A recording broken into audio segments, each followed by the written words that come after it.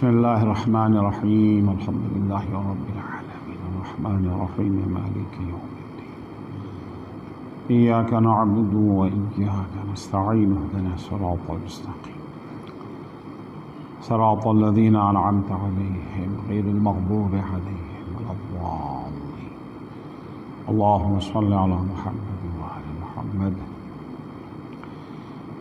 لا حول ولا قوة إلا بالله العلي العظيم أعوذ بالله من الشيطان اللعين الرجيم بسم الله الرحمن الرحيم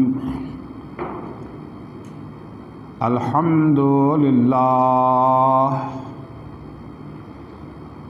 والصلاة والسلام على رسول الله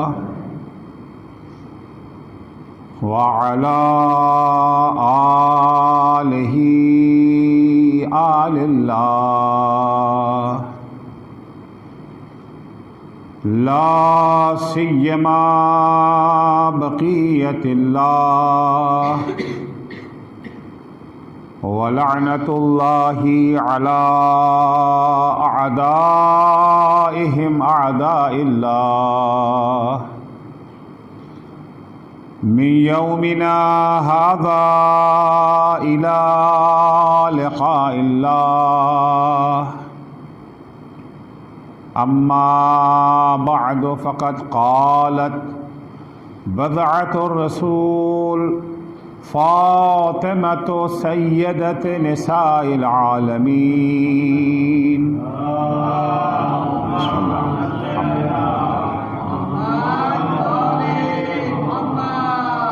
حبب إلي من دنياكم ثلاث تلاوة كتاب الله والنظر في وجه رسول الله والانفاق في سبيل الله صلوات پڑھیں گے محمد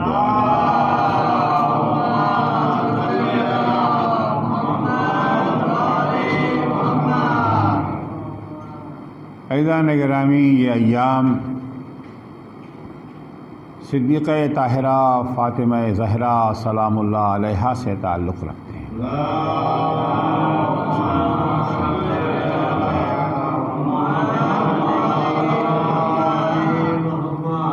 وہ عظیم خاتون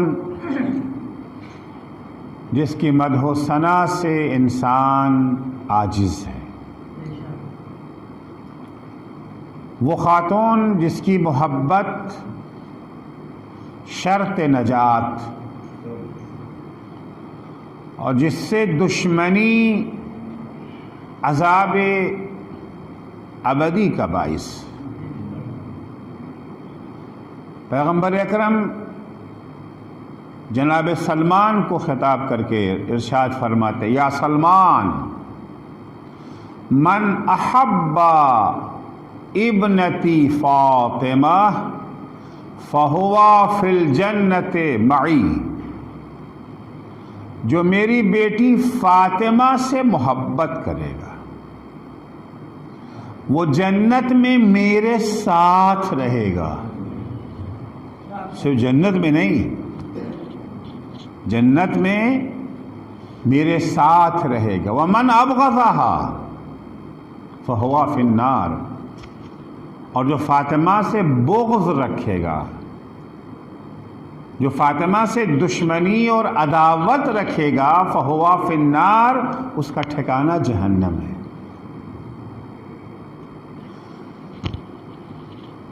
اور ایسی جہنم ہے کہ اسے چھٹکارا نہیں ہے، کیونکہ کچھ گناہ ایسے ہیں کہ کچھ عرصے کے لیے انسان ہوگا، پھر اس کے بعد شفاعت ہو جائے گی۔ کچھ گناہ وہ ہیں جہاں شفاعت کی گنجائش نہیں ہے، کتنی ہی بڑی ہستی شفاعت کر دے اللہ شفاعت کو نہیں سنے گا۔ من جملہ دشمنی فاطمہ زہرا سے۔ چنانچہ حضور اکرم بی بی سے خطاب کر کے کہتا، عجیب حدیث ہے، فرماتے یا فاطمہ لو ان کل نبی بعثہ اللہ، کہ سارے انبیاء جنہیں اللہ نے مبعوث کیا ہے، نبی بنا کر کے بھیجا ہے، یہ سارے کے سارے انبیاء، وَكُلَّ مَلَكٍ قَرَّبَهُ اللَّهُ، اور وہ سارے فرشتے جنہیں اللہ نے اپنی قربت عطا کی ہے، فرشتگان مقرب، شفعوا فی کل مبغض لک وغاصب لک، یہ سارے انبیاء اور سارے فرشتے مل کر کے شفاعت کریں اس شخص کی جو تم سے بغض رکھتا ہے، یا جس نے تمہارا حق مارا ہے، حق غصب کیا ہے۔ البتہ نہ انبیاء ایسا کریں گے نہ فرشتے ایسا کریں گے، لیکن فرض کیا جا رہا ہے کہ اگر سارے انبیاء مل کر کے، سارے فرشتے مل کر کے ایسے کی شفاعت کریں ما اخرجہ اللہ من النار، تو اللہ پھر بھی اسے جہنم سے باہر نہیں نکالے گا، پھر بھی اسے جہنم سے باہر نہیں نکالے گا۔ یا سلمان ان حب فاطمہ ینفع فی مئت مواطن، اے سلمان فاطمہ کی محبت 100 جگہوں پر کام دے گی، 100 جگہوں پہ کام دے گی۔ وَأَيْسَرُ تِلْكَ الْمَوَاطِن، اور وہ جگہیں کوئی آسان نہیں، بڑی مشکل جگہیں ہیں۔ آسانی میں کوئی آپ کا ساتھ دے دے تو کوئی بڑی بات نہیں نہ ہے، مشکل میں کوئی صاحب کا ساتھ دے دے۔ وہ 100 جگہیں کتنی مشکل جگہیں ہیں جہاں پر محبت فاطمہ کام آئے گی، ان میں سے آسان ترین جگہیں یہ ہیں، چند جگہوں کا نام لیتے ہیں۔ الموت، موت کے وقت فاطمہ کی محبت کام آئے گی۔ والقبر، قبر میں محبت فاطمہ کی کام آئے گی۔ والمیزان، جس وقت ہمارے نامہ اعمال تولے جا رہے ہوں گے اس وقت محبت فاطمہ کام آئے گی۔ والصراط، پل صراط سے گزرتے وقت محبت فاطمہ کام آئے گی۔ والمحشر، میدان محشر میں محبت فاطمہ کام آئے گی۔ والمحاسبہ، جس وقت حساب ہو رہا ہوگا، بہت مشکل گھڑی ہے نا حساب کی، زمین جل رہی ہوگی، کھوپڑی کھول رہی ہوگی، پیاس سے زبان باہر نکلی ہوئی ہوگی۔ یہ ان 100 جگہوں میں سے سب سے آسان مواقع یہ ہیں، بقیہ تو اس سے زیادہ مشکل مواقع، وہاں پر محبت فاطمہ کام آئے گی۔ بڑی عظمتوں کے مالک ہیں صدیقہ طاہرہ، ان عظمتوں کی مالک فاطمہ فرماتی ہیں کہ حبب الی من دنیاکم ثلاث، تمہاری اس دنیا میں بہت سی چیزیں جسے تم دل لگاتے ہو، جسے تمہاری دل بستگی ہے، اگر تم ہمارے چاہنے والے ہو، اگر تم ہمارے محب ہو، تو ظاہر سی بات ہے کہ چاہنے والا محبوب کی پسند اور ناپسند پر نگاہ رکھتا ہے، جو محبوب کو پسند وہی اسے پسند۔ جتنی زیادہ محبت ہوگی اتنا ہی زیادہ محبوب کی پسندیدہ چیزوں کو انسان پسند کرنے کی کوشش کرے گا۔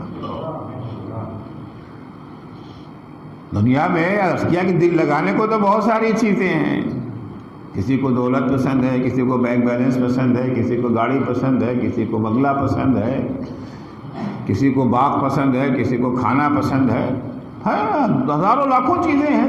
دل لگانے کے لیے. بیوی فرماتی اس دنیا میں مجھے جو چیز پسند ہے وہ 3 چیزیں ہیں. تلاوت و کتاب اللہ، سب سے پہلے سر فہرست اللہ کی کتاب کی تلاوت. عرض کیا کہ تلاوت سے مراد صرف تلاوت نہیں ہے، تلاوت سمجھنا، عمل کرنا. والنظر فی وجہ رسول اللہ، رسول خدا کے چہرے کی زیارت. والانفاق فی سبیل اللہ، کچھ کو کھانا پسند ہے، یہ وہ ہیں جنہیں کھلانا پسند ہے. کھانا پسند ہونا اور چیز ہے، کھلانا پسند ہونا. والانفاق فی سبیل، وہ بھی انفاق دکھاوے کے لیے نہیں، اللہ کی راہ میں، عشق خدا میں. دکھانے کے لیے انفاق اور ہوتا ہے بعض دفعہ ہم لوگ اپنے اعمال کو برباد کر دیتے ہیں، خرچہ بھی کرتے ہیں، حاصل بھی کچھ نہیں ہوتا.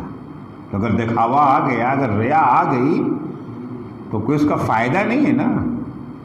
ہمیں یہاں کا نہیں پتا، لیکن بہت سی جگہوں پر چونکہ ہم لوگ جاتے رہتے ہیں نماز جمعہ میں، یہاں تو ہم نے نہیں دیکھا وہ ٹوپی یا ٹوکری گھومتے ہوئے، لیکن اکثر نماز جمعہ جو ہوتی ہے ہمارے ہندوستان میں، تو نماز جمعہ اور نماز عصر کے بیچ میں کہیں پر جو ہے وہ ٹرے لے کے گھومتے ہیں، کہیں پر ٹوپی، کہیں پہ چادر، کہیں پہ کچھ، کہ وہ نمازیوں سے مسجد کی مدد کے لیے کوئی چندہ لیا جائے. کیونکہ بہرحال وہ آئے ہیں تو پھنسے تو ہیں نا، یوں تو دیتے نہیں ہیں، اب کچھ تو شرما کے دے ہی دیں گے بہرحال. اچھا، بعض بڑے چالاک ہوتے ہیں، جیسے ہی دیکھا کہ وہ آ رہے ہیں لینے والے، فوراً کھڑے ہو گئے، اللہ اکبر. اب اس نماز کی نیت کیا ہوتی ہے ہمیں نہیں معلوم. نماز پڑھتا ہوں واسطے نہ دینے چندہ کے، کہے کہ نہیں معلوم. اللہ اکبر. اچھا، بعض چندہ لینے والے بہت ڈھیٹ ہوتے ہیں، وہ گھوم پھر کر کے پھر آ جاتے ہیں، چلتے ہی نہیں ہیں. اچھا، اب پھنس گئے، اب کیا کریں گے؟ اب انہوں نے جیب میں ہاتھ ڈالا اور مٹھی کو اچھی طرح سے بند کیا. اسلام کا حکم ہے نا کہ داہنے ہاتھ سے دو تو بائیں ہاتھ کو خبر. ہاں، تو وہ اسی طرح سے دیتے ہیں، کسی کو خبر نہ ہونا، وہ مٹھی دبا کر کے 1 روپے کا سکہ ڈال دیا، 1 روپے کا سکہ ڈال دیا کہ ہاں ہم نے بھی دے دیا. اچھا، پھر ہوتا یہ ہے کہ بعض دفعہ یہ جو ہے فنڈ ریزنگ ہوتی ہے. میں نے اس کی اب یہاں کے بارے میں کچھ نہیں پتا، یہاں ہوتا کیا نہیں ہوتا میں نہیں معلوم، یہاں کے بارے میں نہیں کہہ رہا ہوں. فنڈ ریزنگ ہوتی ہے، تو فنڈ ریزنگ میں یہ ہوتا ہے، اعلان ہوتا ہے، مولانا نذیر حسین صاحب 10,000 روپے، 10,000 روپے. اچھا، نذیر صاحب 10,000 دیا ہے تو بس کری کو بھی آتا ہے کہ میں تو ان سے سینئر ہوں نا، تو میں 15 دوں گا. میں وہی ہوں جو مٹھی دبا کے ڈالا تھا 1 روپیہ. اب یہاں کے اوپر جو اعلان ہو رہا ہے نا، کبھی ہوتا کون میچ کرے گا، فلاں صاحب نے 50,000، کون ہے 50,000 کون میچ کرے گا؟ انہوں نے کہا میں. یہ جو مقابلہ چل رہا ہے یہ فی سبیل اللہ ہے یا دکھاوے کے لیے ہے؟ فی سبیل اللہ تو وہ تھا جہاں مٹھی بند کر کے دیا تھا، وہاں کوئی دیکھنے والا نہیں تھا، وہاں 1 روپیہ. اور یہاں کے اوپر 10,000 20,000 50,000 دینے کو تیار ہیں. بعض کی شرط ہوتی ہے ہم یہ بنا دیں گے، یہاں پہ تختی لگا دیجئے ہمارے نام کی. اور یہاں اسکول بن رہا ہے، مدرسہ بن رہا ہے، بہت سارے افراد آتے ہیں، جی 1 کمرہ ہم بنا دیں گے، ہماری تختی لگا دیجیے. وہ تختی کس لیے لگا رہے ہو؟ کس لیے تختی لگا رہے ہو؟ اگر تختی اگر دے رہے ہو ثواب کے لیے، تو کیا اللہ تمہاری تختی پڑھنے کا محتاج ہے؟ وہ پڑھے گا تب اسے پتا اچھا یہ ان کے حساب ثواب کا تھا. وہ تو محتاج نہیں ہے، وہ تو تمہاری نیتوں کو پڑھ لیتا ہے.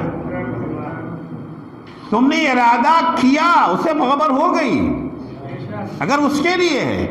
اور اگر پبلک کے لیے آپ کر رہے ہیں، اب یاد رکھیے پبلک کبھی خوش ہونے والی نہیں ہے، پبلک کبھی نہیں خوش ہونے والی. فرض کیا آپ نے دعوت کیا، آپ نے معمولی کھانا کھلا دیا، کیا کہیں گے؟ بخیل ہے، کنجوس ہے. یعنی آپ نے بڑا زبردست کھانا کھلایا، کہیں گے ہاں بھائی 2 نمبر کا پیسہ ہے نا، یہ نہ کریں گے تو کون کرے گا؟ تو نہ ادھر سے چین نہ ادھر سے چین۔ جناب لقمان اپنے بیٹے کو نصیحت کرتے ہوئے کہتے یا بنیا لا تشتغل قلبک برضا الناس فإن ذلک لا يحصل، اے بیٹا لوگوں کی خوشی حاصل کرنے کے چکر میں نہ پڑنا، کیونکہ یہ حاصل ہو ہی نہیں سکتی۔ کچھ بھی کر لو یہ خوش ہونے والے نہیں ہیں، کچھ بھی کر لو۔ پھر جناب لقمان نے عملی تجربہ دکھانا۔ ایک بات زبان سے کہہ دیجئے تو وہ زیادہ سمجھ میں نہیں آتی ہے، پریکٹیکل جب دکھا دیا جائے تو بات ذہن میں بیٹھ جاتی ہے۔ جناب لقمان نے ایک گدھا لیا اور گدھے پر دونوں باپ بیٹے بیٹھ کر کے شہر میں داخل ہوئے۔ لوگوں نے کہا کتنے ظالم لوگ ہیں، ایک بے زبان جانور پہ دو بیٹھے ہوئے ہیں۔ پھر جناب لقمان نے بیٹے سے کہا بیٹا تم اتر جاؤ، تم پیدل آؤ میں۔ اب جناب لقمان گدھے پر بیٹھے، بیٹا پیدل چل رہا ہے۔ اچھا بے رحم باپ ہے، بیٹے کو پیدل دوڑا رہا ہے، خود بیٹھا ہوا ہے گدھے کے اوپر۔ اب جناب لقمان اتارا ہے، بیٹے کو سوار کر دیا کہ بیٹا تم بیٹھ جاؤ۔ اب جب شہر میں آئے گا کیا قیامت قریب آ گئی ہے، بوڑھا باپ پیدل چل رہا ہے، جوان بیٹا گدھے پہ بیٹھا، شرم نہیں آتی اس کو۔ اس کے بعد دونوں پیدل ہو گئے، خالی گدھا لے کر کے شہر میں آئے، کہ کتنے پاگل ہیں، گدھا ہوتے ہوئے پیدل جا رہے ہیں۔ کہا بیٹا دیکھ لیا نا، اب یہی تو اب کیا کر سکتے تھے، یا دونوں بیٹھے یا دونوں پیدل یا ایک بیٹھے ایک، یہی تو ہو سکتا تھا نا۔ لا یحصل ذالک، یہ حاصل نہیں ہونے والی ہے۔ جسے راضی، جو جلدی سے راضی ہو جاتا ہے اس کا نام خدا ہے۔ دعا کمیل میں پڑھتے ہیں نا یا سریع الرضا، ایک جلدی راضی ہو جانے والا خدا۔ یا من یعطی الکثیر ویقبل الیسیر، اے وہ خدا جو ڈھیر سا دیتا ہے اور تھوڑے پہ راضی ہو جاتا ہے، تھوڑے کو قبول کر کے ڈھیر سا دے دیتا ہے۔ من جاء بالحسنۃ فلہ عشر امثالھا، ایک نیکی کرو گے 10 گنا تمہیں دے گا۔ فالانفاق فی سبیل اللہ، بیوی کہتی 3 چیزیں مجھے تمہاری دنیا میں پسند ہے، راہ خدا میں انفاق، رسول خدا کے چہرے کی زیارت اور کتاب خدا کی تلاوت۔ دیکھیے انسان کی تربیت کے لیے، انسان کی تربیت کے لیے، ڈیولپ کے لیے اس انسان کے 2 چیزوں کی بہت سخت ضرورت پڑتی ہے، ایک روڈ میپ اور ایک رول ماڈل۔ روڈ میپ اور رول ماڈل، نمونہ عمل اور لائحہ عمل۔ اللہ بھی انسانوں کو پروان چڑھانا چاہتا ہے نا، ہم کس لیے آئے ہیں؟ ہم اشرف المخلوقات بننے آئے ہیں۔ اللہ نے ہمیں دنیا میں کس لیے بھیجا ہے؟ مقصد کیا ہے؟ اشرف المخلوقات بننے آئے ہیں۔ اللہ نے اشرف المخلوقات بنا کے نہیں بھیجا ہے، بننے کے لیے بھیجا ہے۔ اشرف المخلوقات بننے کا ٹیلنٹ دے کے بھیجا ہے، بہت بڑا گول دیا گیا ہے ہمیں، معمولی گول نہیں ہے ہمارا، معمولی ٹارگیٹ نہیں ہے، اشرف المخلوقات بننا ہے، فرشتوں سے افضل بننا ہے، بننا ہے ہمیں، بنا کے نہیں بھیجا ہے۔ اب اگر بننے کے جو راستے اللہ نے مقرر کیے ہیں اس راستے پر اگر چلے تو فرشتوں سے افضل بن جائیں گے، ورنہ جانور سے بدتر بن جائیں گے۔ قرآن میں دونوں لفظیں ہیں نا، فرشتوں سے افضل بھی ہیں اور جانور سے، اولئک کالانعام بل ہم اضل، کچھ لوگ ہیں جو جانور جیسے بلکہ جانور سے بھی بدتر ہیں۔ تو یہ بڑا گول جو ہمیں دیا ہے، اس کے لیے 2 اہم چیزیں چاہیے، ایک روڈ میپ، دوسرے رول ماڈل۔ اللہ نے دونوں دیا، روڈ میپ کا نام قرآن ہے، رول ماڈل کا نام اہل بیت ہے۔ صلوات پڑھیں گے محمد و آل محمد پر۔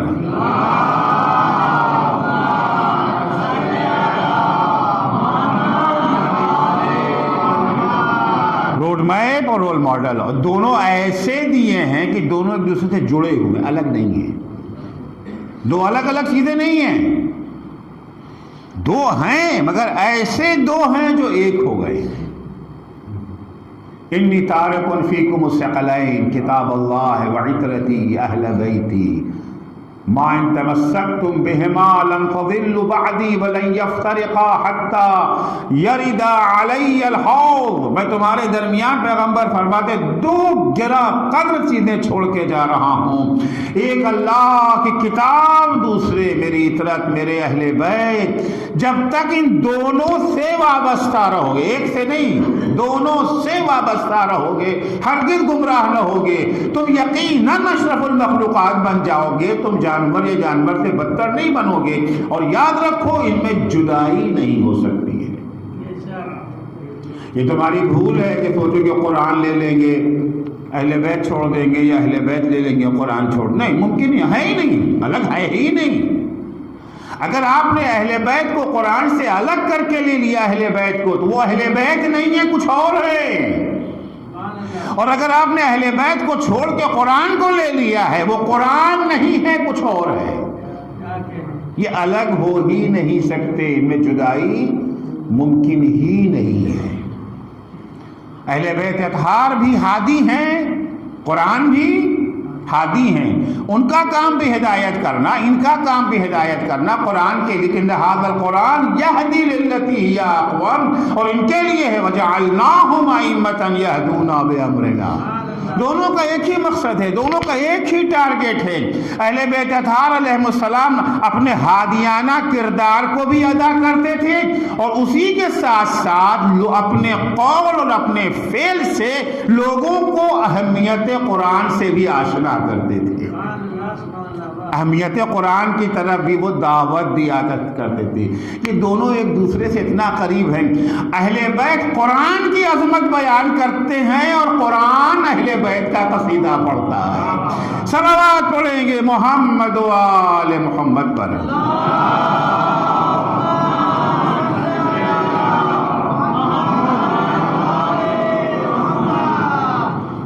ہمیشہ اہل بیت نے قرآن کی دعوت دی, قرآن کی اہمیت کو بیان کیا, ہوشیار کیا کہ دیکھو قرآن سے کبھی دور ہونے کی کوشش مت کرنا. قرآن مجید کی عظمتوں کو مختلف لفظوں میں مختلف انداز سے اپنے اقوال کے ذریعے بھی بیان کیا, اور اپنے افعال کے ذریعے بھی عظمت قرآن کو بیان کیا. قرآن کو اللہ نے نور بنا کر کے بھیجا. اور میں نے اشارہ کیا تو قرآن نور. دیکھیے, ہم کوئی بھی کام انجام دینا چاہتے ہیں, اندھیرے میں انجام نہیں پا سکتا. کچھ بھی پڑھنا چاہتے ہیں روشنی چاہیے, کاروبار کرنا چاہتے ہیں روشنی چاہیے, چاہے وہ سورج کی روشنی ہو, چاہے یہ جو ہے ٹیوب لائٹ کی روشنی ہو, روشنی چاہیے. اندھیرے میں کچھ نہیں کر سکتے ہیں ہم. چھوٹے سے چھوٹا کام بھی اگر انجام دینا چاہتے ہیں تو اس کے لیے روشنی چاہیے. ہمارا تو گول بہت بڑا ہے نا, ہمیں اشرف المخلوقات بننے کے لیے ارتقائی سفر طے کرنا ہے. اندھیرے میں اگر چلیں گے ٹھوکریں کھا کے گرتے رہیں گے. لہذا ضرورت تھی, روشنی کی ضرورت تھی. پروردگار نے وہ روشنی فراہم کیا. وہ ارشاد ہوتا ہے قد جاءکم برہان من ربکم وَقَدْ أَنزَلْنَا إِلَيْكُمْ نُورًا مُبِينًا. ہم نے تمہارے پاس آشکار دلیلیں تمہیں عطا کی ہیں, اور ہم نے تم پر نور کو نازل کیا ہے. نزول قرآن فقط پیغمبر پر نہیں ہے, نزول قرآن ہر انسان کے لیے ہے. نزول قرآن یا ایھا الناس کا خطاب ہے, یا ایھا الناس قد جاءکم برہان من ربکم وانزلنا الیکم نورا مبینا. اے لوگو, ہم نے تم پر نور مبین کو نازل کیا ہے. ہم سب پہ قرآن کو نازل کیا ہے. یہ نہیں کہ قرآن تو پیغمبر پہ نازل ہو گیا, ہم سے کیا واسطہ, ہم سے کیا مطلب ہے. نہیں, پیغمبر پہ تو نازل ہوا ہی ہے. دونوں آیتیں ہیں قرآن مجید میں, وہ بھی ہیں کہ پیغمبر ہم نے آپ پر قرآن نازل کیا, اور یہ آیت کہتی ہے انزلنا الیکم ایھا الناس, تم پر نازل کیا ہے ہم نے قرآن کو. قرآن مجید اللہ کی وہ عظیم کتاب ہے کہ اگر اس سے ہم نے تمسک اختیار کر لیا, اگر ہم قرآن سے وابستہ ہو گئے، اگر قرآن مجید کی تعلیمات کو سمجھ کر کے اپنی زندگیوں سے اتار لیں گے تو سماج ٹینشن فری سماج ہو جائے گا، کرپشن فری سماج ہوگا، کرائم فری سماج ہو جائے گا۔ اگر قرآنی تعلیمات کو ہم نے سمجھ لیا پھر ہمیں نہ پولیس کی ضرورت پڑے گی، نہ ڈنڈے کی ضرورت پڑے گی، ہر انسان سدھر جائے گا، انسان بن جائے گا۔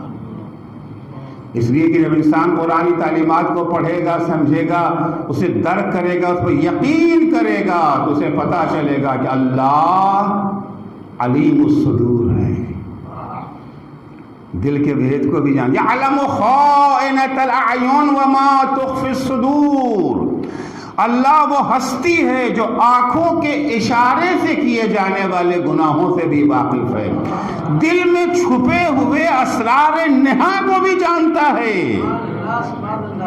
الم یعلم بان اللہ یرا، کیا انسان نہیں جانتا کہ اللہ اسے دیکھ رہا ہے؟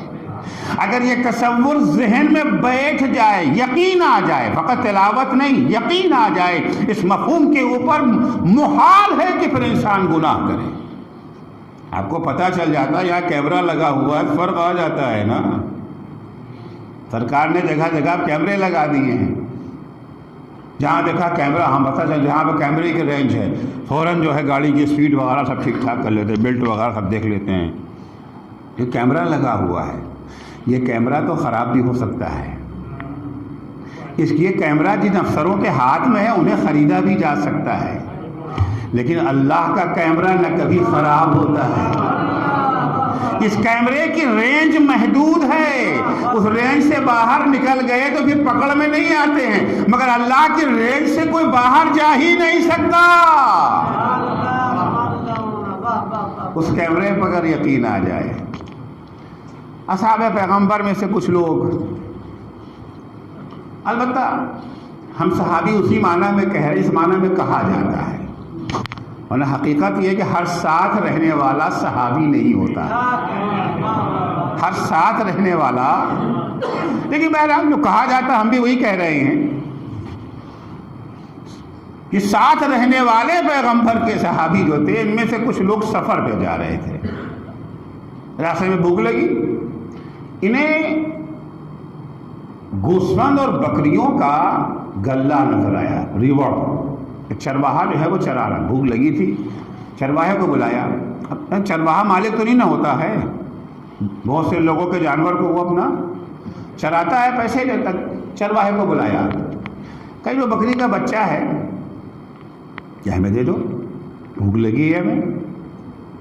نہیں صاحب یہ میرا نہیں ہے، تو کسی کی امانت ہے، میں کیسے دے دوں؟ میں دیکھو بھائی ایسا ہے، 10 درہم اس کی قیمت ہے، 10 درہم قیمت ہے، ہم تمہیں 100 درہم دے رہے ہیں، 90 درہم 100 دے رہے ہیں، تمہاری جیب بھر جائے گی، ہمارا پیٹ بھر جائے گا، سودا تو اچھا ہے۔ مگر مالک کو کیا جواب دیں گے؟ مالک تو پوچھے گا نا، اگر مالک کو پتہ چل گیا کہ ہم نے ایسے کیا ہے تو پھر تو ڈنڈے سے ہماری جو ہے پٹائی بھی ہوگی اور نوکری بھی چلی جائے گی۔ مالک کو پتہ چلے گا تب نا، مالک سے کہہ دینا کہ بھیڑیا کھا گیا، ہوتا تھا نا بھائی، بھیڑیا حملہ کرتے ہی رہتے تھے، کوئی نئی بات نہیں تھی، ہر ہفتے 2 ہفتے مہینے میں ایک آدھ مرتبہ حملہ ہو ہی جاتا تھا، ایک آدھ جانور بھیڑیا اٹھا ہی لے جاتا تھا، کہتے نا بھیڑیا کھا گیا۔ چرواہے نے کہا بات تو پھر کی کہہ رہے ہو، مالکوں کو مجھ پر بھروسہ بھی بہت ہے، اگر میں کہہ دوں گا کہ بھیڑیا کھا گیا تو وہ یقین بھی کر لیں گے، کہ پھر کیا، پیسے لو، جیب گرم کرو، ہمارا پیٹ گرم کرو۔ انہوں نے کہا مگر ایک مشکل ہے۔ کہا وہ کیا مشکل ہے؟ کہا مشکل یہ ہے کہ ہم نے مالکان کو تو ہم مطمئن کر دیں گے، لیکن این اللہ، اللہ کا کیا کریں گے؟ کیا اس سے بھی کہیں گے بھیڑیا کھا گیا؟ اللہ سے بھی کہہ سکتے بھیڑیا کھا گیا، وہ تو ہر حال میں ہمیں دیکھ رہا ہے۔ الم یعلم بان اللہ یرا، کیا انسان نہیں جانتا کہ اللہ اسے دیکھ رہا ہے؟ یہ ایمان جو چرواہے کے پاس تھا وہی ایمان اگر ہمارے اندر پیدا ہو جائے. میں مولا علی والے ایمان کی بات نہیں کر رہا ہوں، چرواہے والے کی ایمان کی. مولا علی کی بات کرتے تو فوراً کہہ دیتے ہیں صاحب علی کہاں ہم کہاں، علی کہاں ہم کہاں.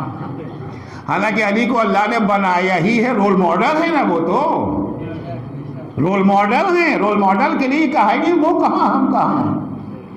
لیکن بہرحال چلیے ہم وہ تذکرہ ہی نہیں کریں، چرواہے کی بات کر رہے ہیں. کوئی پڑھا لکھا عالم بھی نہیں، معمولی سا آدمی ہے، مگر ایمان یہ ہے قرآن سے اس نے اپنے کو وابستہ کر رکھا ہے.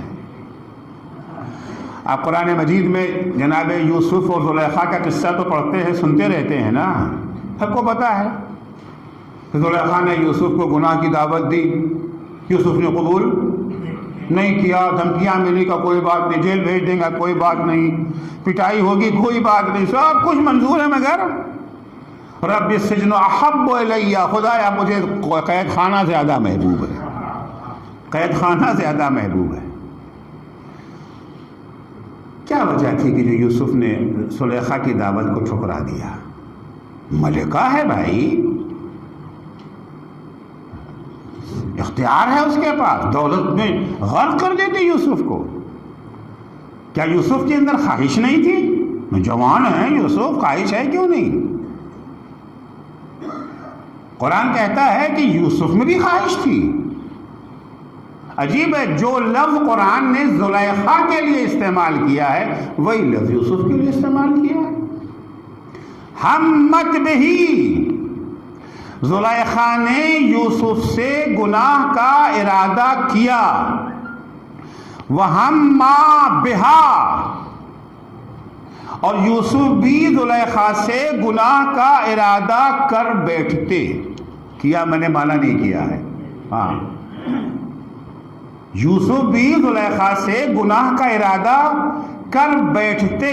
اگر بعد والا لفظ نہ ہوتا نا تو یہاں بھی یہی ترجمہ ہوتا کہ یوسف نے بھی زلیخا سے گناہ کا ارادہ کیا. لیکن نہیں، یوسف بھی زلیخا سے گناہ کا ارادہ کر بیٹھتے. پھر کیوں نہیں ارادہ کیا؟ کیا خواہش نہیں تھی؟ نہیں. لولا را برہان ربہ، اگر یوسف نے خدا کی نشانیوں کو دیکھ نہ لیا ہوتا تو یوسف بھی زلیخا سے گناہ کر بیٹھتے. کس چیز نے روکا ہے یوسف کو گناہ کرنے سے؟ یہ نہیں کہ خواہش نہیں ہے، یوسف بھی جوان ہے، زلیخا بھی جوان ہے، وہ بھی حسینہ ہے، یہ بھی خوبصورت ہیں، مگر یہ نظریہ کہ اللہ دیکھ رہا ہے. تفاسیر میں ہے کہ زلیخا نے یوسف کو گناہ کی دعوت دینے سے پہلے ایک بت رکھا ہوا تھا، بت کے اوپر کپڑا ڈال دیا. جب تک بت پہ کپڑا ڈالا نہیں تھا تب تک زلیخا نے یوسف سے گناہ کی بات نہیں کی. جب زلیخا نے بت کے اوپر کپڑا ڈال دیا تو یوسف نے پوچھا یہ کیا کیا، یہ کپڑا کیوں ڈال دیا؟ کہا بھگوان کے سامنے تو گناہ نہیں ہو سکتا. زلیخا کو بھی پتا ہے کہ بھگوان اگر دیکھ رہے ہیں تو گناہ نہیں ہو سکتا، لہذا ہم نے کپڑا ڈال دیا، اب بھگوان نہیں دیکھ سکتے. یوسف نے کہا جس خدا پہ تمہیں ایمان ہے اسے اندھا بنایا جا سکتا ہے، جس اللہ پہ مجھے ایمان ہے اسے کوئی اندھا نہیں بنا سکتا ہے. صلوات پڑھیں گے محمد و آل محمد پر.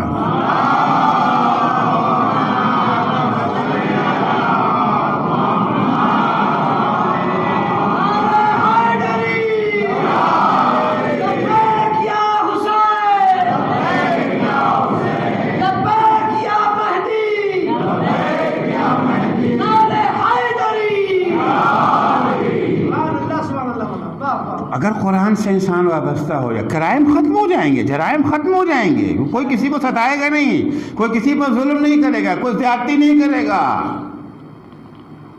شادی کر کے لاتے ہیں، دو قسم کی لڑکیاں ہیں. ایک وہ لڑکی ہے جس کے 10 بھائی ہیں، 10 بھائی کی اکلوتی بہن ہے، 10 بھائی جان چھڑکتے ہیں اس کے اوپر. ایک صاحب وہ لڑکی لے کے کوئی نہیں، بیچاری یتیم، بھائی بہن کچھ بھی نہیں ہے. دونوں کے ساتھ ہمارا عام طور سے بات کر رہا ہوں، استثناء کی بات نہیں، عام طور سے دونوں کے ساتھ سلوک ایک جیسا نہیں ہوتا۔ 10 بھائی کی بہن کے ساتھ سلوک اور ہوتا ہے۔ خبر مل گئی بھائیوں کو تو ہمارے خیر نہیں ہے، اور یہ تو لاوارث ہے، اس کا تو کوئی پوچھنے والا ہی نہیں ہے، جیسے چاہو اس کو ستاؤ۔ تو جب یہ احساس ہو جاتا ہے کوئی ہے ہماری گرفت کرنے والا، جب پکڑ کا احساس ہو جاتا ہے پھر انسان کرائم نہیں کرتا ہے۔ اگر قرآن پر یقین ہو جائے، اگر قرآن پہ بھروسہ ہو جائے انسان کو تو پھر ناممکن ہے۔ اگر اپنی زندگی میں قرآنی تعلیمات کو ہم نافذ کرتے یہ دنیا ہی جنت بن جائے گی۔ یورپین دانشور کا ایک بڑا مشہور قول ہے، وہ کہتا ہے مسلمان اگر قرآن کی صرف ایک آیت پر عمل کر لیتے پوری دنیا پر ان کا راج ہوتا جنگ کیے بغیر، یا پوری دنیا کو فتح کر لیتے جنگ کیے بغیر، لڑے بغیر۔ تو کون سی آیت تھی؟ ان اللہ یأمرکم بالعدل والاحسان وإیتاء ذی القربى وینہی عن الفحشاء والمنکر والبغی۔ اللہ تمہیں حکم دیتا ہے، عدل کا حکم دیتا ہے۔ تمہاری زندگی، تمہارا برتاؤ، تمہارا ہر قدم عدل کی بنیاد پر ہونا چاہیے۔ والاحسان، اور عدل سے بڑھ کر کے لوگوں کے ساتھ اچھا سلوک، اچھا برتاؤ ہونا چاہیے۔ وإیتاء ذی القربى، تمہاری فیملی میں، خاندان میں جو کمزور لوگ ہیں ان کی مدد کرنے کا اللہ تمہیں حکم دیتا ہے۔ تمہیں بدکاری سے روکتا ہے، اللہ برائیوں سے روکتا ہے، ظلم کرنے سے روکتا ہے۔ وہ کہتا ہے اگر مسلمان اسی ایک آیت پر عمل کر لیتے ساری دنیا ان کی عاشق بن جاتی، ساری دنیا ان کی غلامی کا جوا اپنے گردن میں ڈال لیتی، کیونکہ ہر انسان کو عدل پسند ہے، ہر انسان ظلم سے نفرت کرتا ہے۔ صلوات پڑھیں گے محمد و آل محمد پر۔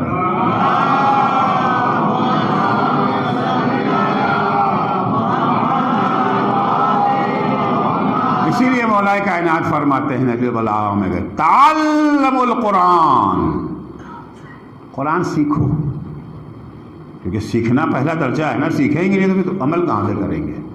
تعلموا القرآن فإنہ احسن الحدیث، قرآن سیکھو اس لیے کہ یہ بہترین کلام ہے، بہترین تعلیم ہے۔ وأبلغ الموعظہ، واعظ و نصیحت بہت سے لوگ کرتے ہیں نا کہ قرآن کا موعظہ وہ ہے جو فوراً جا کے دل پہ بیٹھ جاتا ہے۔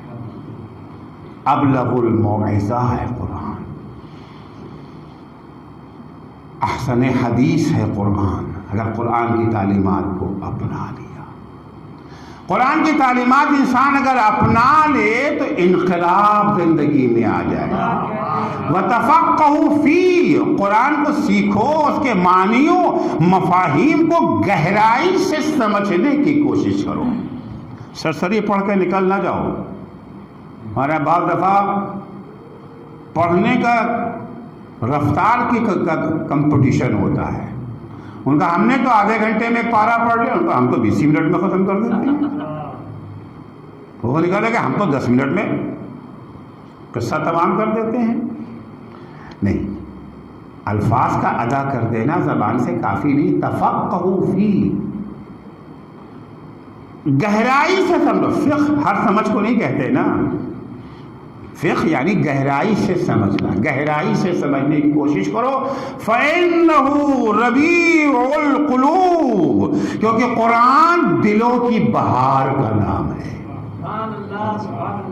بعض ملکوں میں 4 موسم ہوتا ہے، گرمی آتی ہے، اس کے بعد خزاں کا موسم، پتجھڑ، جب درختوں سے پتے گرنے لگتے ہیں، اس کے بعد سردی کا موسم آ جاتا ہے، سب درخت سوکھ جاتے ہیں، ایک پتی آپ کو ہری نظر نہیں آئے گی۔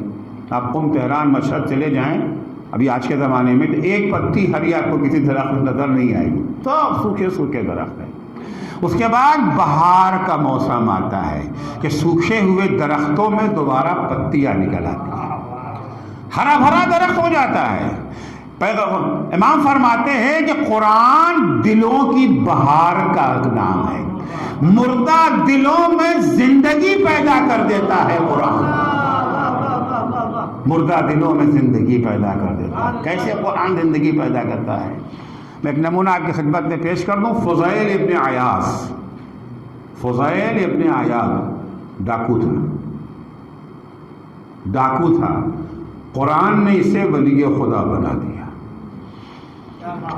فضیل بن عیاض ڈاکو تھا، بڑا زبردست ڈاکو، اعلان کر کے آتا تھا آ رہا ہوں، روک سکتے تو روک لو، سرکار کو بھی چیلنج۔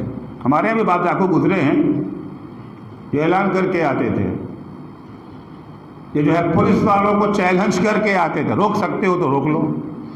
فضیل بن عیاض وہ لوگ میں سے ایک گاؤں میں کوئی لڑکی رہتی تھی، خوبصورت لڑکی، اس کا دل آ گیا اس پر، پیغام کہلا دیا تیار رکھنا لے جاؤں گا۔ اب فضیل ابن عیاض اگر کہہ دیا تو بڑا پورا گاؤں جو ہے خوفزدہ، اور رات کا وقت ہے، سب اپنے اپنے دروازے بند کیے گھر میں پڑے ہوئے ہیں، مگر فضیل کا راستہ دروازے کہاں روک پاتے تھے۔ آیا اس نے دیوار پہ کمن ڈالی اور دیوار پر چڑھ گیا، گھر میں کودنے ہی جا رہا تھا، آدھی رات کا وقت ہے۔ ایک عابد شب زندہ دار اپنے گھر میں تلاوت قرآن میں مصروف تھا،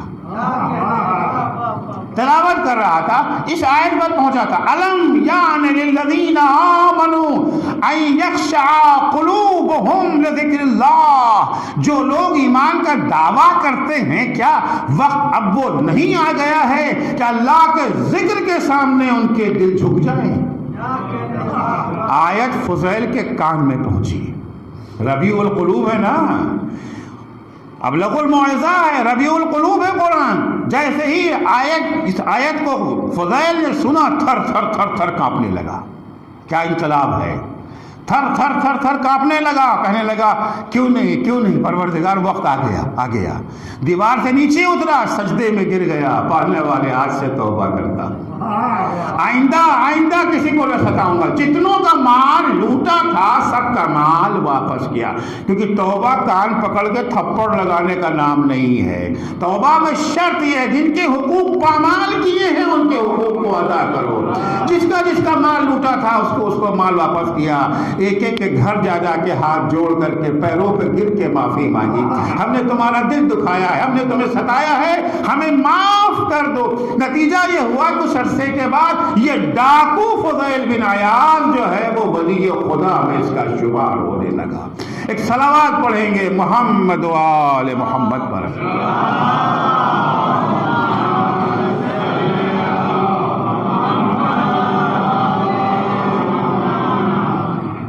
یہ اہل بیت میں اتنا قرآن سے زور۔ بی بی گھر فرماتی ہیں کہ حبب الی من دنیاکم ثلاث، تین چیزیں مجھے پسند ہیں، تلاوت و کتاب اللہ۔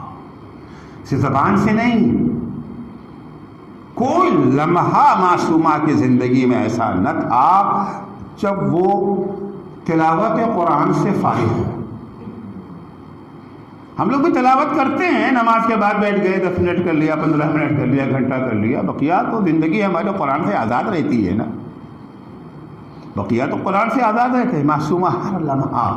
جناب سلمان کہتے ایک دفعہ میں بیوی کے گھر گیا، میں نے کیا دیکھا، بیوی چکی چلا رہی ہے، ہاتھوں سے خون جا رہا ہے، چکی چلاتے، ایسے وہ چکی چلانے میں ہاتھ میں چھالے پڑ جاتے ہیں، اور چھالے پہ چھالا اگر پھر چلائے تو ہاتھ سے خون بہ رہا ہے، اور بیوی کی زبان پہ یہ آیت ہے وَالْآخِرَةُ خَيْرٌ وَأَبْقَىٰ، دنیا تو گزر جائے گی، باقی رہنے والی جو ہے وہ آخرت ہے، وہی خیر ہے۔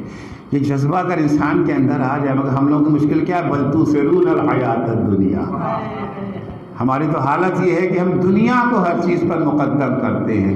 ہم عبادت بھی کرتے ہیں تو کنڈیشنل عبادت کرتے ہیں، اگر دنیا میں کچھ فائدہ ملے گا تب تو ٹھیک ہے۔ مولانا نے کہا خمس نکالو برکت ہوگی، خیر صاحب گئے خمس نکالا اور ماشاءاللہ واقعی میں فائدہ ڈبل ٹرپل ہو گیا۔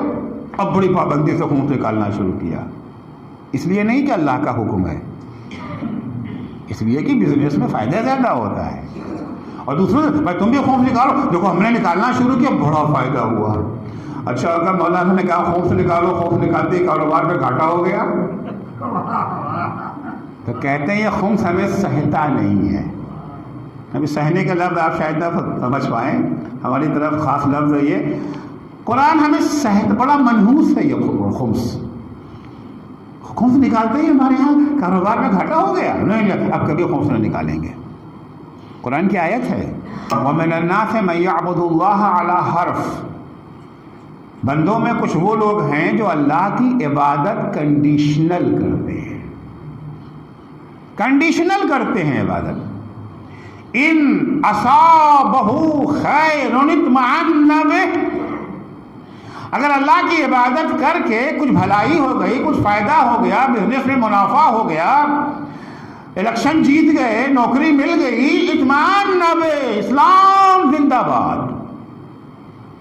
وَإِنْ أَصَابَتْهُ فِتْنَةٌ، اور کہیں نماز پڑھنے کے بعد، داڑھی رکھنے کے بعد، پردہ کرنے کے بعد، خون نکالنے کے بعد کسی مشکل میں پھنس گئے، انقلب علی وجہہ، الٹے پاؤں واپس چلے گئے۔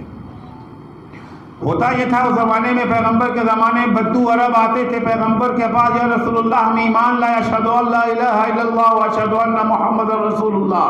پلٹ کر اپنے قبیلے میں آئے، پتہ چلا اونٹنی نے بچہ دیا ہے۔ بہت بڑا سرمایہ تھا نا اونٹ وہاں پر، جو اونٹنی نے بچہ دیا ہے، زندہ باد اسلام۔ کتنا بابرکت ہے یہ دین، جنت و جہنم سے مطلب نہیں، مطلب کس سے ہے، زندہ باد اسلام۔ اور کہیں پلٹ کے آئے، پتا چلا بچہ تو دور کی بات، اٹھنی بھی مر گئی، ارتدت، واپس چلے گئے، انقلب علی وجہہ، الٹے پاؤں واپس چلے گئے، مرتد ہو گئے، مردہ باد اسلام۔ تو کنڈیشنل ہوتا ہے، ہم لوگوں کا دین کنڈیشنل دین ہے۔ انشاءاللہ اللہ سے دعا ہے کہ اس حالت سے ہم باہر نکلیں، نماز پڑھیں اللہ کے لیے، روزہ رکھیں اللہ کے لیے، کسی کی مدد کریں اللہ کے لیے۔ سلمان کہتے ہیں میں نے دیکھا کہ بیوی چکی چلا رہی ہیں، ہاتھوں سے خون جاری ہے، معمولی خاتون تو نہیں ہے نا یہ، کتنی سختی کی زندگی فاطمہ بسر کر رہی ہیں، فاقہ رکھ کر کے دھوپ کے عالم میں چکی چلا رہی ہیں، پھر بھی کیا کہتی ہے والآخرۃ خیر وابقیٰ، آخرت بہتر ہے، وہی باقی رہنے والی ہے۔ ایک لمحے کے لیے بیوی کی زبان سے قرآن دور نہیں ہوتا۔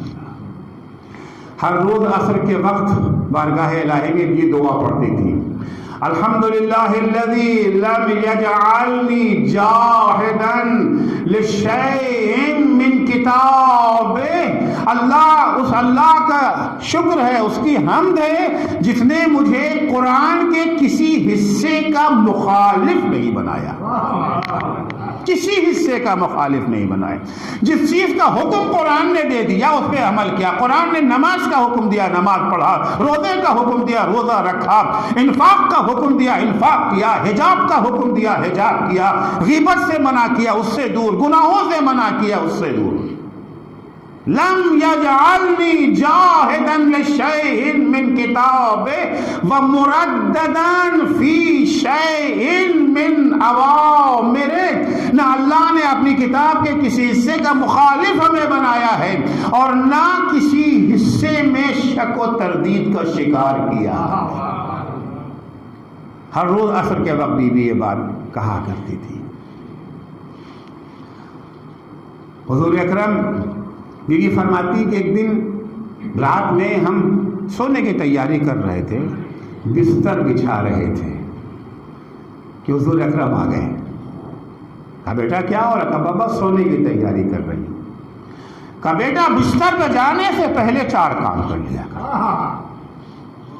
کہ ہم سب کے لیے صرف جو معصومت 4 کام کیے بغیر بستر پہ مت جاؤ۔ کیا ہے بابا؟ کہ پہلے تو یہ کہ پورا قرآن پڑھ کر کے تب بستر پہ جاؤ، ختم قرآن کرو۔ دوسرے یہ ہے کہ تمام انبیاء کو اپنا شفیع بنا کر کے بستر پہ جاؤ، تمہاری شفاعت کریں۔ تیسرا کام جو کرنا ہے وہ یہ ہے کہ سارے مومنین کو خوش کر کے بستر پہ جاؤ۔ چوتھا کام یہ ہے کہ حج اور عمرہ کر کے بستر پہ جاؤ ہر رات۔ آپ سے بولنے کا بابا بات تو سب اچھی ہے مگر یہ ہو کیسے سکتا ہے؟ اب ظاہر سی بات ہے یہ مکالمہ ہمیں سمجھانے کے لیے ہے۔ بابا یہ ہو کیسے سکتا ہے؟ پورا قرآن ایک رات میں ختم کر دے سونے سے پہلے، تو پوری رات ہی ختم ہو جائے گی اور قرآن نہیں ختم ہوگا۔ بابا سارے انبیاء کو ہم کیسے شفیع قرار دیں؟ سارے مومنین کو کیسے خوش کر لیں گے اتنے سے مختصر سے ٹائم میں؟ حج و عمرہ کیسے بجا لا سکیں گے؟ پیغمبر نے مسکرا کے کہا ہو سکتا ہے پورے قرآن کو ختم کرنے کے لیے 3 دفعہ قل هو اللہ پڑھ لو، پورے قرآن کا ثواب مل جائے گا۔ انبیاء کو شفیع قرار دینے کے لیے ان پر صلوات بھیجو، وہ تمہاری شفاعت کریں گے۔ اب تو صلوات بھیج دیجئے۔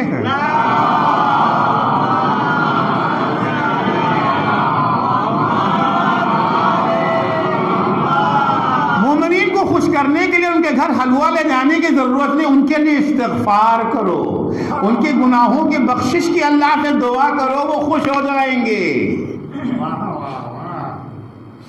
حج و عمرہ کیسے بجا لائیں؟ چوتھا ہے نا بستر پہ جانے سے پہلے حج و عمرہ ایک دفعہ کہہ دو سبحان اللہ والحمد للہ ولا الہ الا اللہ واللہ اکبر، اللہ تمہیں حج و عمرے کا ثواب عطا کرے گا۔ صلوات پڑھیں گے محمد و آل محمد پر۔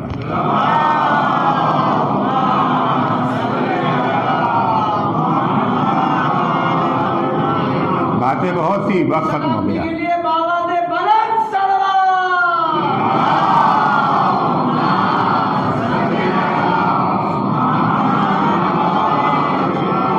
گھر میں قرآن کا اتنا چرچا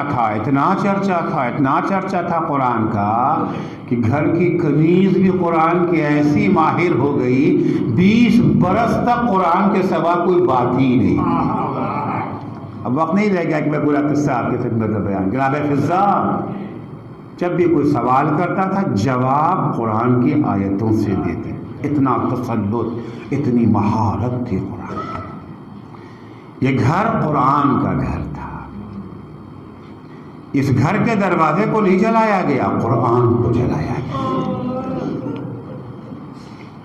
قرآن کو جلایا گیا۔ فاطمہ پہ ظلم نہیں ہوا، قرآن پر ظلم ہوا ہے۔ پیغمبر کی رحلت کے بعد مسلمان جوک در جوک آتے تھے قبر پیغمبر کی زیارت کے لیے۔ عام مسلمان آتا تھا، لیکن رسول کی اکلوتی بیٹی 7 دن کے بعد باپ کے قبر پہ آئی۔ کہ فاطمہ اس حالت میں نہیں تھی نا کہ بابا کے قبر پہ آ سکتی، آئی بھی کس طرح سے آئی ہے؟ سر پہ رومال بندھا ہوا ہے، کمر جھکی ہوئی ہے، ایک ہاتھ سے عصا پکڑی ہوئی ہے، دوسرا ہاتھ پہلو پہ رکھے ہوئے ہیں۔ آنے کے بعد بابا کے قبر پہ آنے کے بعد ایک جملہ پیغمبر سے کہا ہے اور ایک جملہ خدا سے کہا ہے۔ اللہ کو خطاب کر کے کہتے الہی عجل وفاتی سریعا، مولائی قد انقضت حیاتی، اے اللہ مجھے جلدی سے موت دے دے، میرا رشتہ زندگی ٹوٹ چکا ہے۔ اجرکم اللہ۔ بڑی جلدی فاطمہ کی یہ دعا قبول ہو گئی، بڑی جلدی فاطمہ کی دعا قبول ہو گئی۔ اسما کہتی ہیں کہ میں نے دیکھا کہ آج بی بی کی کچھ طبیعت اچھی نظر آ رہی ہے۔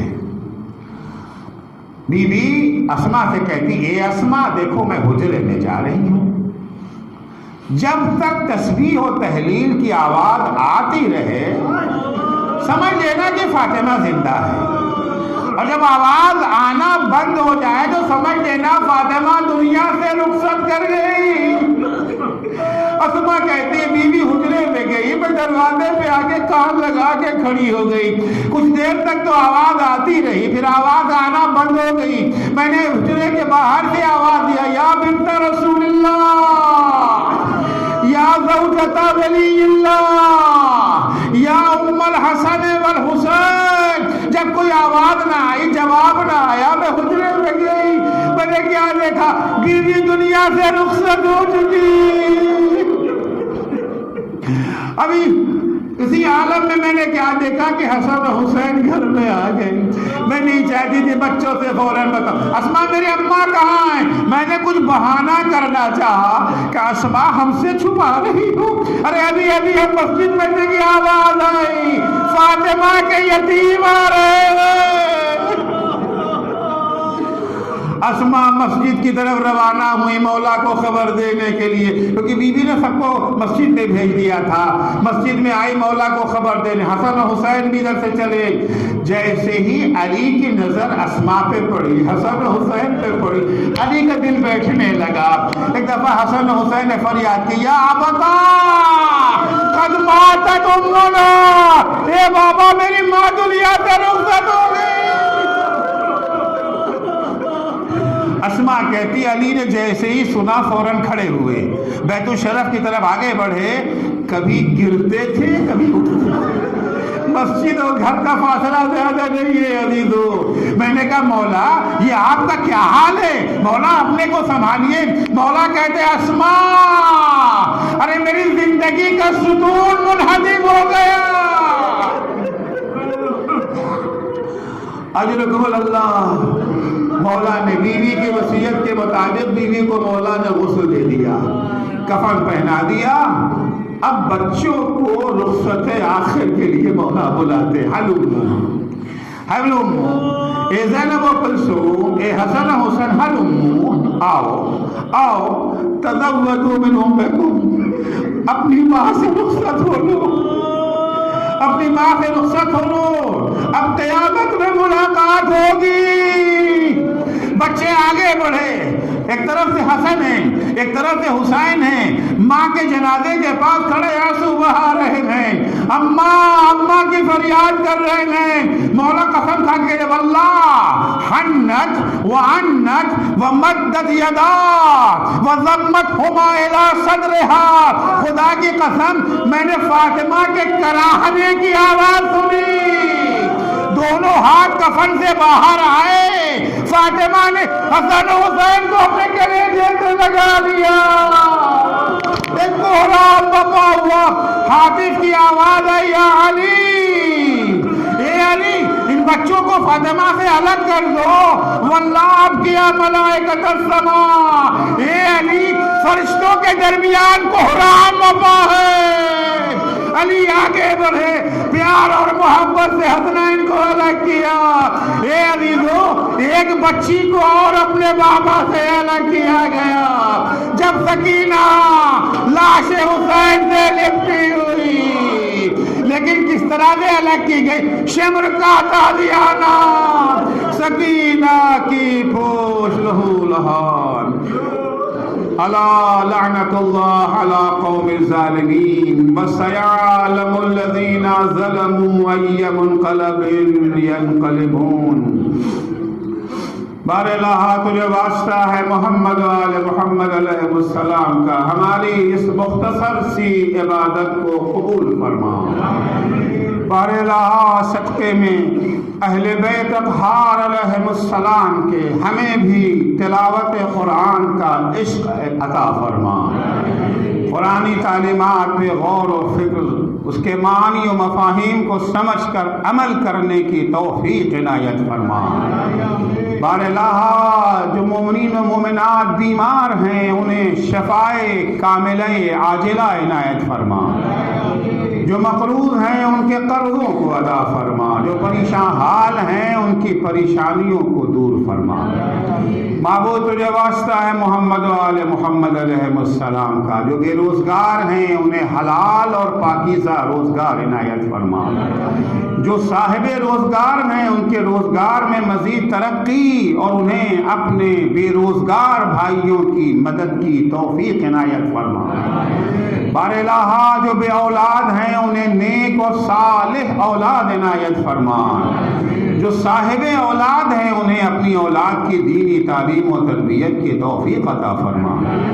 بار الہ مراجع کرام اور رہبر معظم انقلاب اسلامی کی حفاظت فرما، شیعیان حیدر کرار، محبان اہل بیت اطہار، زائران سید الشہداء، عزاداران مظلوم کربلا، جہاں کہیں بھی ہوں ان کی جان، مال، عزت، آبرو کی حفاظت فرما۔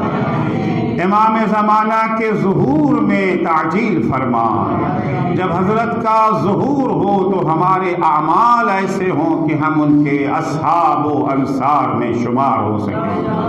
اللہم عجل فی فرج مولانا صاحب الزمان واجعلنا من اعوانہ و انصارہ۔